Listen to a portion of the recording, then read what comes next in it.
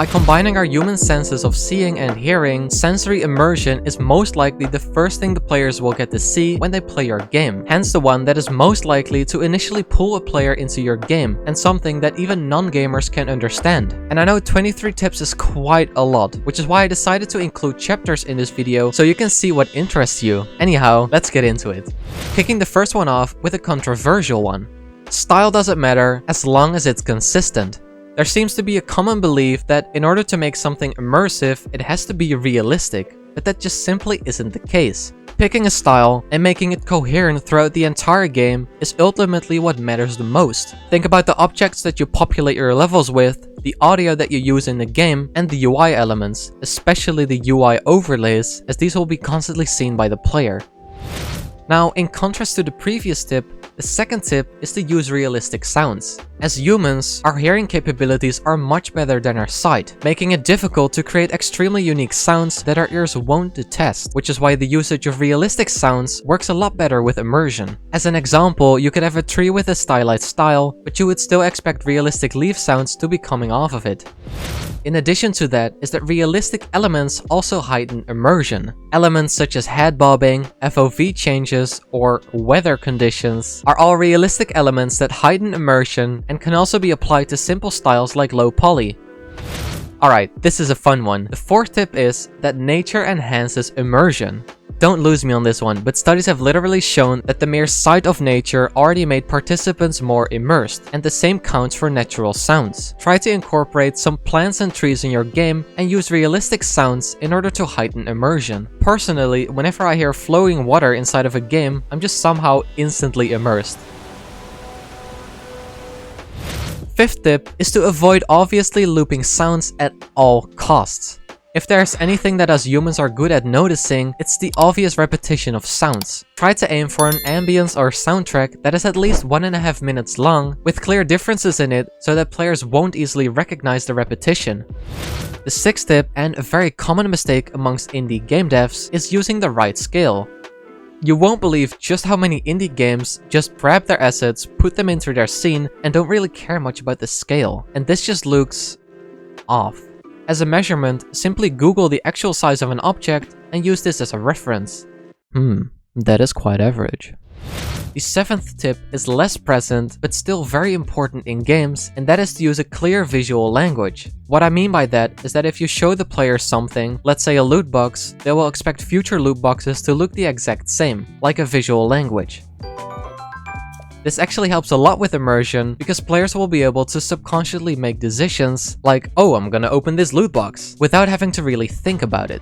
Great examples of this are the yellow tape in Resident Evil or the blood hands in Outlast 2. Setting the right mood is the eighth tip. And what I mean by that is that if the visual theme follows the mood of a level, let's say a sad level, it becomes a lot more immersive to play. Think about warmer colors if you want to invite the player, or colder colors if you want to make it more dramatic. This mood exchange can often be as simple as changing the lighting. Then the ninth tip is that music helps players get into the flow of the game. This kind of expands upon the previous tip in the way that music brings forward certain types of emotions. If you have a sad level, there might be emotional music, while in a combat scenario, you would expect more up-tempo music instead. A very important one, tip 10, is meeting up to the player's expectations. If a player expects to see or find something, but don't, this inevitably breaks their immersion. Of course, it's difficult to meet the player's expectations, but you should always keep this at the back of your mind when designing a level. An example of this is that when you open a huge door inside of a Dark Souls game, you kind of expect there to be a big boss or some kind of treasure. The 11th tip, and one that I don't find many people talking about, is the usage of constant background noise. Since hearing is our strongest sense, having constant background music will almost inevitably require the player to pay attention to your game. When creating ambient sound, I therefore advise you to use some kind of noise as a baseline for your sound. You have different types of noise, such as white or green noise, and I recommend searching for some of these on YouTube to get a better understanding of them. The 12th tip is to scatter around landmarks and points of interest throughout your game. The term landmark or point of interest can kind of be used interchangeably, but basically mean an interesting or memorable thing inside of a game. That's still a bit vague, so I give some examples, like a lookout point where you can see a beautiful landscape, or a large statue that features an important character inside of the game world. These landmarks or points of interest make the game world seem more believable, hence immersive. Hey, sorry to interrupt, but I wanted to tell you about my Discord server where we can continue this conversation or talk about games or game development with like-minded people. Click the link down below and join now. Already halfway through the tips. Number 13, sound effects caused by player actions should be perfect. If you're gonna be hearing the same sound for 1,000 times through one playthrough, it might as well be a good sound, right? Think about turning your flashlight on or off or opening a door. In the same trend as the last tip, the 14th tip is to introduce variation in often repeated sounds. As I've said before, humans are incredibly good at recognizing patterns and repeated sounds. Besides that, many repetitive sounds just don't make any sense. Let's take footsteps for instance. It doesn't make any sense to have the same footstep sounds for each footstep because of differences in the ground, let alone the same footstep for your left and right foot. On the contrary, a sound for turning on your flashlight is so straightforward that it doesn't really need this. It's getting hot in here. The 15th tip is that when any action is executed or event happens, there should be visual or auditory confirmation of this. If sensory immersion acts as the gateway of communication between the game and player, it should do a damn well job at making sure the player gets the right information. When they get shot, they want to hear it or have an indication of where it came from, and the same counts the other way around. Try to use simple, yet coherent and understandable sound cues that keep the player informed. Tip 16 is to add juice. You might frown with the word juice, but it's kind of like the fancy-pantsy stuff that gets players engaged in otherwise regular mechanics, and this is most notable in 2D mobile games. Every action and happening has its own added visuals or special sound effects in order to make it more satisfying and to keep players immersed. Tip number 17, and it's one that a lot of game devs tend to skip, but that is to balance your audio. A lot of game devs, me included, aren't very busy with balancing the audio in their games, kind of just doing whatever works. In the end, this creates plenty of games that have a way too high volume, unclear sound effects, and a lot of the times no settings to fix this. You might think your game audio is fine, but for others it could be the exact opposite. So please balance your in-game audio and provide some audio settings. In that same trend, there's this thing called adaptive sound, and using it is the 18th tip. Adaptive sounds basically means sounds that change depending on certain in-game parameters like the distance between you and an enemy, your in-game health, or the explosion of a nearby sound. Adaptive sounds like this will make the game much more believable, hence immersive.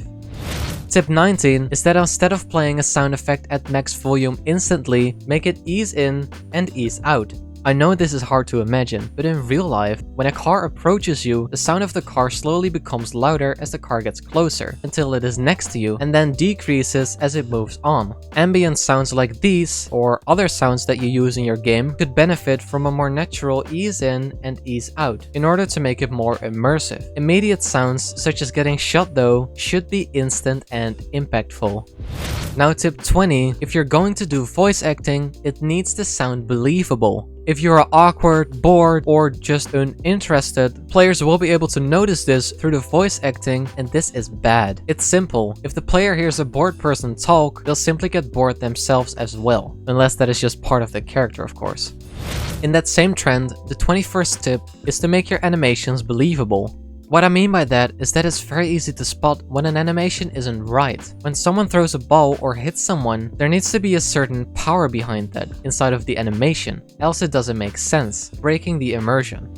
The second to last one, number 22, is to add interactivity. The more interactivity you add, the more creative the player will be able to get with your game, and this is highly immersive and also plays a big role in imaginative immersion. An example of this is playing Breath of the Wild and seeing an apple inside of a tree and thinking to yourself, could I shoot that thing with an arrow? If you then try it out and works, you believe the world all the more. But if it doesn't, you will get an instant reminder that you're playing a game. Adding interactivity like this can be very time consuming, which is why I recommend prioritizing interactivity that fits the core of the game.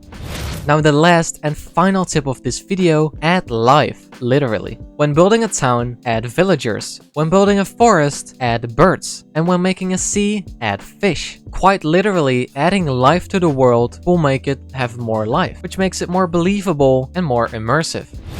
Wow, that was an information-packed video, and I sincerely hope that you learned a thing or two while watching through it. These are 23 tips on immersion that I came across through my research and personal experience, but I'm sure there are plenty more. That's it for this video. This video is part of a series of videos about immersion in games, this one being the second video. Now that you have watched this video, you have gained a lot of practical advice when it comes to sensory immersion, one of the 3 areas of immersion.